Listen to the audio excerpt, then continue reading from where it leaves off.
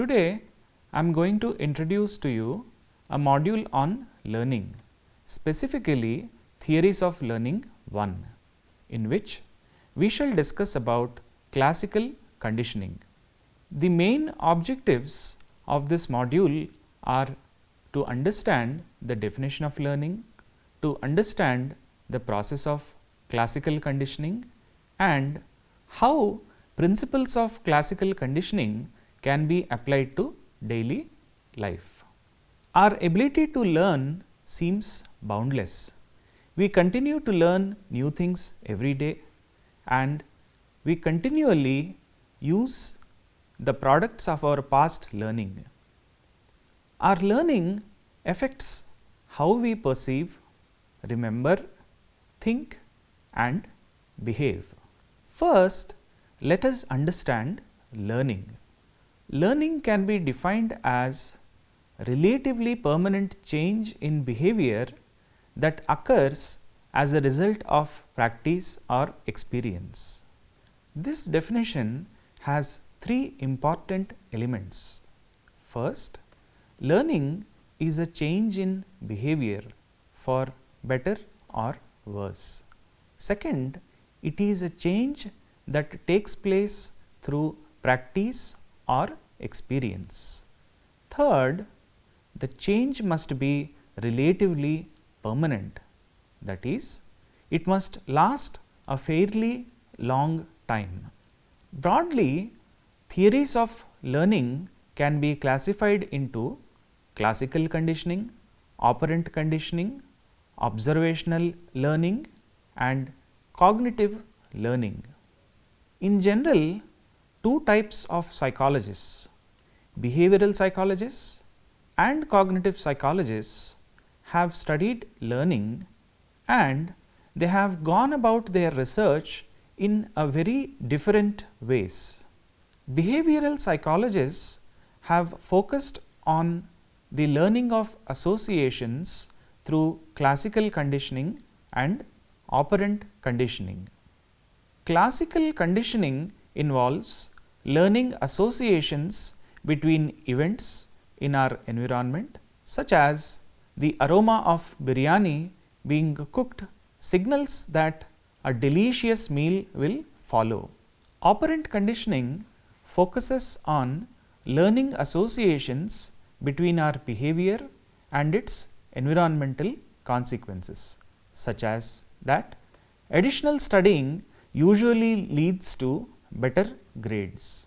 In this module, we will focus on what behavioral psychologists have discovered about learning associations through classical conditioning.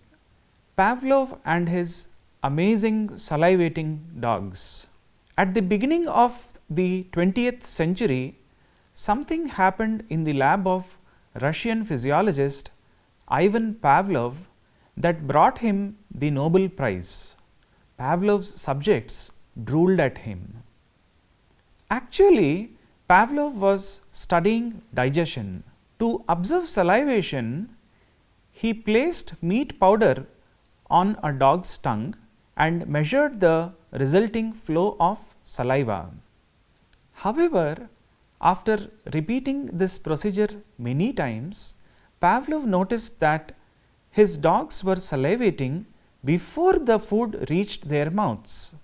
In this picture, you can see the apparatus which was originally used by Pavlov to study the role of salivation in digestion, and later in his studies of classical conditioning.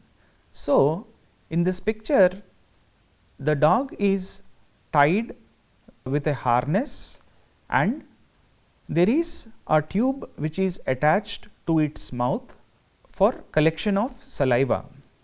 Then the tube is in turn attached to a device in order to count the drops of saliva. This tube is again in turn connected to a revolving drum for recording responses. You can see on the table there is a bowl which contains meat powder, and lastly there is an observation screen through which on the other side Ivan Pavlov would observe the entire procedure. Later, the dogs even began to salivate when they saw Pavlov enter the room. Pavlov believed that salivation is an automatic inherited reflex. His dogs were supposed to salivate when he put food in their mouths, but they were not supposed to salivate when they merely saw him. This was a change in behavior due to experience. Pavlov realized that some type of learning had occurred and soon began investigating it. He called it conditioning. Because of its place in history, this form of learning is now called classical conditioning or learning by association. Pavlov's experiment. How Pavlov studied conditioning. To begin with, he rang a bell. At first, the bell was a neutral stimulus, that is, the dogs did not respond to it by salivating. Immediately after, he placed meat powder on the dogs' tongues, which caused reflex salivation. This sequence was repeated a number of times: bell, meat powder, salivation, bell, meat powder, salivation, and so on. Eventually, as conditioning took place, the dogs began to salivate when they heard the bell. By association, the bell, which before had no effect, began to evoke the same response that food did. This was shown by sometimes ringing the bell alone. Then the dogs salivated even though no food had been placed in their mouths. Psychologists used several terms to describe these events. The meat powder is an unconditioned stimulus, that is, a stimulus innately capable of producing a response, salivation in this case. Notice that the dog did not have to learn to respond to unconditioned stimulus. Such stimuli naturally trigger reflexes or emotional reactions. Because a reflex is innate or built in, it is called an unconditioned or non-learned response. Reflex salivation was the unconditioned response in Pavlov's experiment. The bell starts out as a neutral stimulus. In time, the bell becomes a conditioned stimulus, a stimulus that because of learning will elicit a response. When Pavlov's bell also produced salivation, the dog was making a new response. Thus, salivation had also become a conditioned or learned response. So, a quick interim summary about the elements of classical conditioning. First, we had unconditioned stimulus, and the symbol is US, and which means that a stimulus which is innately capable of eliciting a response. Example, the meat powder. Then second element is unconditioned response. The symbol is UR, and it means an innate reflex response elicited by an unconditioned stimulus. Example is reflex salivation to the unconditioned stimulus. Third, neutral stimulus. Symbol is NS and it means that a stimulus that does not evoke the conditioned response. Example can be the bell before conditioning. Then the fourth element is conditioned stimulus. The symbol is CS and which means that the stimulus which evokes a response because it has been repeatedly paired with an unconditioned stimulus. Example can be bell after conditioning. And lastly, the conditioned response. The symbol is CR, which means a learned response elicited by a conditioned stimulus. Example is salivation to the conditioned stimulus. Classical conditioning is also known as respondent conditioning, as the learned response is elicited involuntarily from the subject. It is also known as Pavlovian conditioning, named after Russian physiologist Ivan Pavlov, the first person to investigate classical conditioning extensively. General learning processes in classical conditioning. We have seen how classical conditioning works. A new learned response, the conditioned response, is elicited by the conditioned stimulus in preparation for the arrival of the unconditioned stimulus. This response learning is also referred to as acquisition, that is, the period in conditioning during which response is reinforced. But what happens after acquisition? To know more, we now turn to a discussion of the other general learning processes that follow acquisition in classical conditioning. 1. Extinction and spontaneous recovery. From Pavlov's experiment, let us assume a scenario where the presentation of meat powder is completely stopped. Will the dog keep on salivating forever just to the sound of bell? It results in extinction, that is, the weakening of a conditioned response through removal of reinforcement. So, the dog would eventually stop salivating to the bell, as the bell no longer signals that the meat powder is coming. Suppose the conditioned response of one of the Pavlov's dogs was extinguished and the dog was kept out of the experimental setting for several days, and if the dog was then placed again in the experimental setting, it would salivate at the sound of the bell. Evidence of salivation under these circumstances would indicate spontaneous recovery of the dog's conditioned response. That is, after extinction, the conditioned stimulus is presented alone, the conditioned response sometimes will reappear. This is called spontaneous recovery of the response. However, the strength of the conditioned response will not be great as it was originally, but partial recovery of the conditioned response will occur. Stimulus generalization and discrimination. Stimulus generalization refers to the tendency to respond to stimuli similar to but not identical to a conditioned stimulus. On the other hand, stimulus discrimination refers to the learned ability to respond differently to similar stimuli. From the following illustration, we can see that in the first instance, the dog has generalized a rope to a snake and was barking, whereas in the second instance, the dog was able to distinguish the rope from the snake and thus was not barking.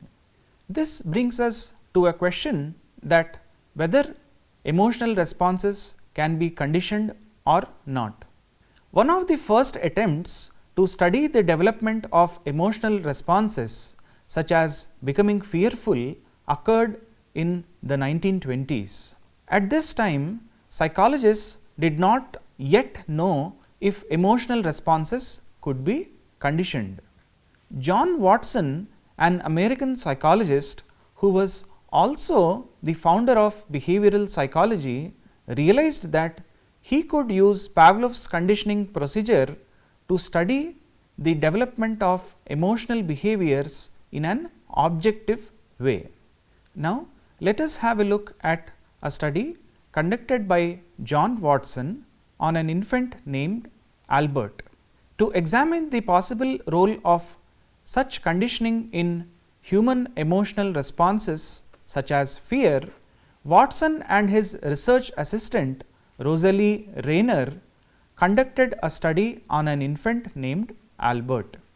When the conditioning phase of the study began, Albert was 11 months old. Let us think about the little Albert study in terms of 4 elements of classical conditioning, that is, the unconditioned stimulus, unconditioned response, conditioned stimulus and conditioned response. As an unconditioned or neutral stimulus, the researchers used a white laboratory rat. Albert was not afraid of the rat. In fact, when he saw the rat before the conditioning, he moved toward it and touched it. What was the reflex that Watson and Rayner used? While Albert was looking at the white rat, Watson quietly sneaked behind him with an iron bar and a hammer and clanged them together. Albert's reflexive response, the unconditioned response, was the fear avoidance response. That is, he cried and he tried to crawl away to this unexpected loud noise, that is the unconditioned stimulus.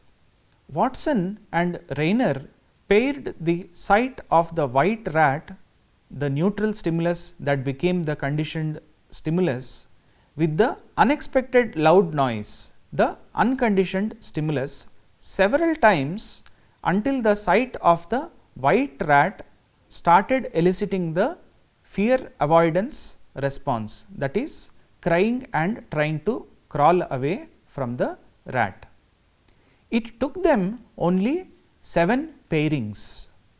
This study was unethical, of course, and psychologists would not be allowed to conduct such a study today.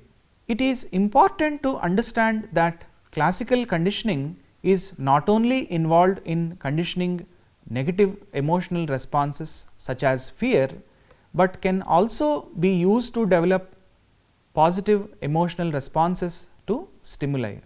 For example, classical conditioning is used in advertising to condition positive feelings and attitudes towards products. Think about advertisements that pair celebrities with products. Pairing popular professional players with products in advertisements is a good example. The advertisers attempt to use our positive feelings about these celebrities to condition positive responses to their products. The celebrity serves as the unconditioned stimulus and the product as the conditioned stimulus. We shall now examine the significance of classical conditioning to our daily life. Since some of our emotional responses to stimuli are learned, perhaps they can be unlearned. The extinction and alteration of disturbing emotional responses by classical conditioning is one form of behavior therapy, or as it is called, behavior modification. Systematic desensitization, one of the techniques employed in behavior therapy, is based on classical conditioning, and it was found to be extremely useful in treating phobias. Here, a person imagines or visualizes fearful or anxiety evoking stimuli and then immediately uses deep relaxation to overcome the anxiety. Systematic desensitization is a form of counter conditioning because it replaces or counters fear and anxiety with relaxation. To sum up then, in today's lesson we have understood about the definition of learning, Pavlov's experiment and the procedure of classical conditioning, general learning processes in classical conditioning which included extinction, spontaneous recovery, stimulus generalization and discrimination, then the Little Albert study where we saw whether emotional responses can be conditioned, and lastly the significance of classical conditioning to daily life where we talked about systematic desensitization as one of the techniques employed in behavior modification.